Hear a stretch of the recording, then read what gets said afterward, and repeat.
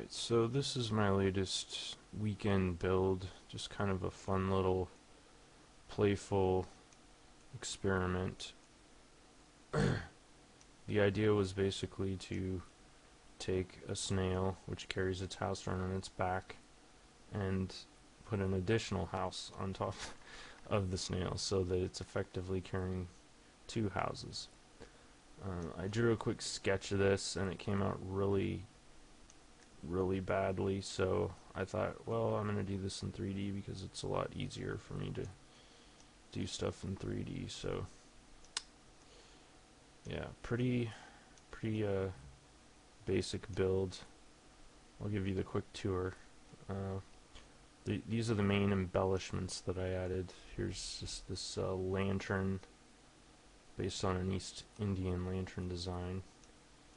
Railing, kind of cast iron with a floral kind of vegetable motif, I guess, or very organic forms. A little wood stove in here, also cast iron using the same texture that I created with filters in Photoshop. Yeah, rope here so that you can climb up. Of course, you climb onto the snail's tail, and then you pull yourself up, use a ladder. Huh. Yeah, laughing all the way to the bank. Yeah, the snail is pretty fun. I didn't think I was going to be able to pull it off, mainly because of the limitations of the prims. They don't really let you do organic spiral shapes very well, at least not interlocking spirals, so that was kind of tricky. Everything else was fairly easy. A couple of special touches, I think, on the design here that I don't normally do. This was actually the first time I tried, was using these tapered squares, cubes, to create this look of hewn beams.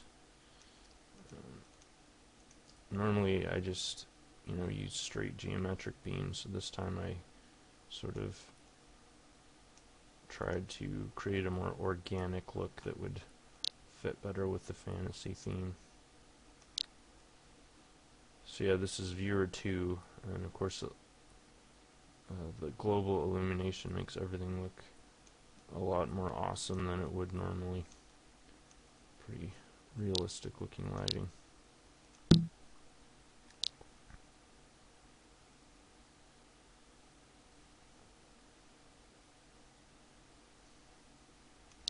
So let's see how many prims this is altogether.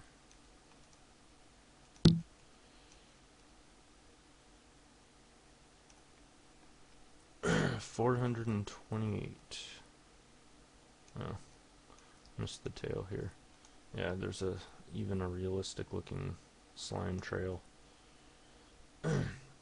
Ideally, it would be really cool to be able to script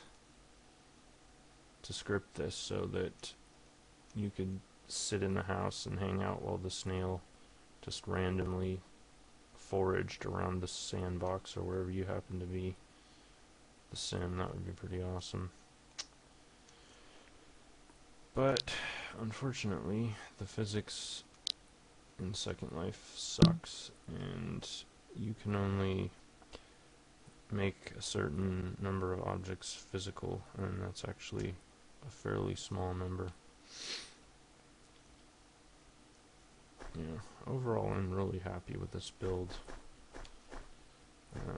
Eventually I'd like to add some kind of a little like ship's wheel or something that would interface biomechanically with the snail, maybe controlling its central nervous system so that you could steer the snail while you're hanging out in the house. I'd like to put maybe a hammock in here. That would be pretty cool. So anyway, yeah, it's just basically using one's imagination and creating cool stuff. It's fun.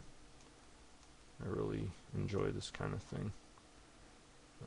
As far as there being a practical use to it, there really is none, because thanks to Second Life's limitations, there's really no way to